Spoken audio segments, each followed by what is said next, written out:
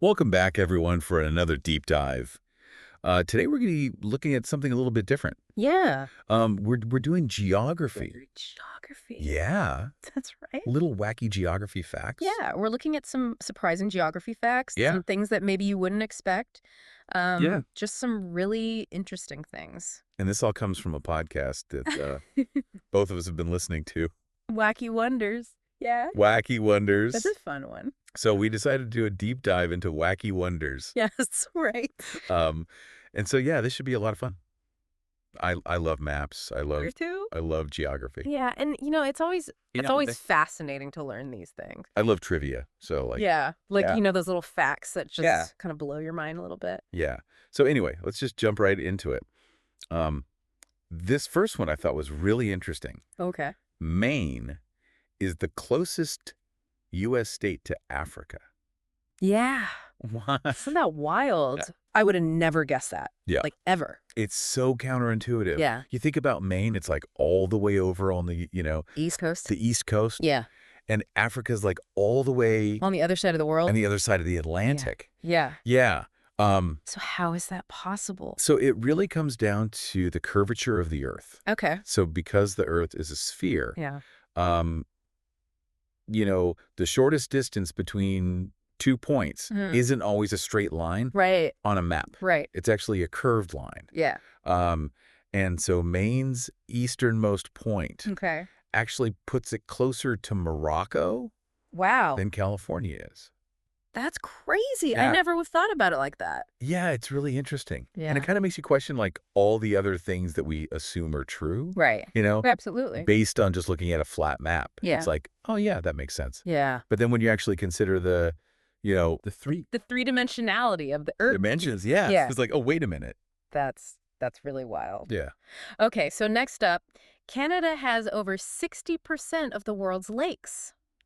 Yeah. Can you believe that? Almost 2 million lakes. It's mind-boggling. How is that possible? So basically, Canada's landscape Yeah. is just covered in lakes. Okay. And it's largely due to its geological history. Okay. During the last ice age, Mm-hmm. massive glaciers Yeah. moved across the land. Yeah. And as they did, they carved out these depressions Oh, wow. in the earth. Okay. And then when the glaciers melted, Yeah. all those depressions filled with water. And that's how we got That's crazy. all these lakes. So it was basically one giant Yeah, ice sheet.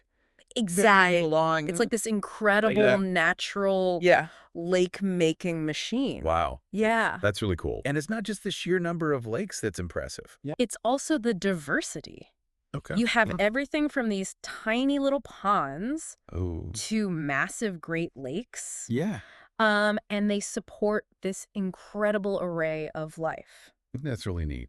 You have fish and birds and all sorts of plants and insects. Uh-huh. It's just teeming with biodiversity. So that's something I know we both love. I do. I love freshwater ecosystems. Yeah. They're so important. And like I don't know, I just think about like the beauty Oh, absolutely. of like a crystal clear lake. Yeah. Yeah. And the stillness Yeah. and the reflections. Yeah. It's just so peaceful Yeah. and serene. Yeah. It's a really cool image to think about. Yeah.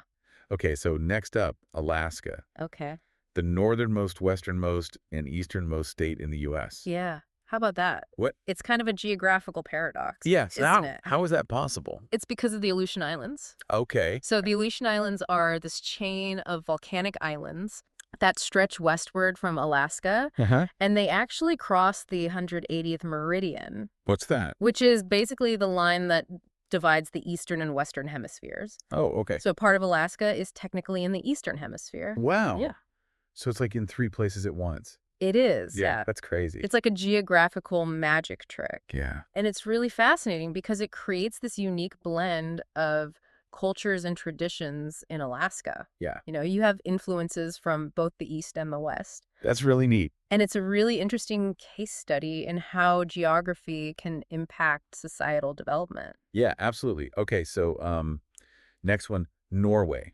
Okay. Home of the polar night. The polar night. Yeah, so what is that? So the polar night is this phenomenon Yeah. that occurs in regions above the Arctic Circle Uh-huh. during the winter. Oh. And because of the Earth's tilt, Yeah. the sun actually stays below the horizon Oh, wow. for an extended period of time. So basically for 2 months, Yeah. the sun never rises. Wow. Mhm. That's It's really hard to even imagine. wild to think about. Right. Like, Yeah. what would that be like Yeah. to live in a place where it's dark for 2 months straight? I mean, I guess, like, you would just have to get used to it. Yeah. Like, you wouldn't really have a choice, Yeah. but I can't. I read somewhere that people in those areas Yeah. actually get used to it. Okay. And they have like special routines and things to help Yes. them cope with the darkness. Right. But it's still pretty wild to think about. You Yeah. know, like your whole concept of day and night Yeah. is just completely different. Yeah. That's really something. And it probably affects like their culture and their art and I was gonna say, like, yeah. literature and stuff. Absolutely. Yeah. You know, like how do you write a poem about a sunrise Yeah. when you haven't seen one for 2 months? Yeah. That's really interesting. Yeah. Okay, and last but not least, Okay. Africa is the only continent located in all 4 hemispheres. That's right. How is that possible? So Africa is this massive continent, Yeah. right? Yeah. And it sits right on the equator. Oh. So that means it's in both the northern and southern hemispheres. Okay. And it's also really wide. Yeah. So it stretches across the prime meridian as well, Okay. which puts it in both the eastern and western hemispheres. So it's in all 4. All 4, yeah. Oh, It's the only continent that can claim that. that's crazy. Yeah, it's pretty impressive. Yeah, so this deep dive has been full of I know, right? just mind-blowing geographical facts. Like, Yeah. Maine is basically next door to Africa. Practically neighbors. Canada is a lake lover's paradise. Yeah. Alaska bends the rules of east and west. Yeah. Norway embraces the darkness. Yeah. And Africa reigns supreme across all 4 hemispheres. It's like a geographical superhero. Yeah, App. Africa. Yeah. So yeah, this has been, it's so cool to think about. It is. Yeah. How geography can really change our perspective on the world. Absolutely. You know, like, we often think of these things as just like Yeah. fixed. Static facts. Yeah. Yeah. But when you really delve into them Yeah. and like think about the why, Yeah. it's like, oh, wow. There's so much more to it than meets the eye. Absolutely. Yeah. So to all of our listeners out there, Yes. keep exploring, keep questioning, and keep seeking out those wacky wonders. Yeah. You never know what you might find. Yeah, because who knows what other mind-blowing geographical facts are out there just waiting to be uncovered. Exactly. So thanks for joining us for another deep dive. Yeah. Thanks for listening, everyone. We'll see you next time. Bye. Bye.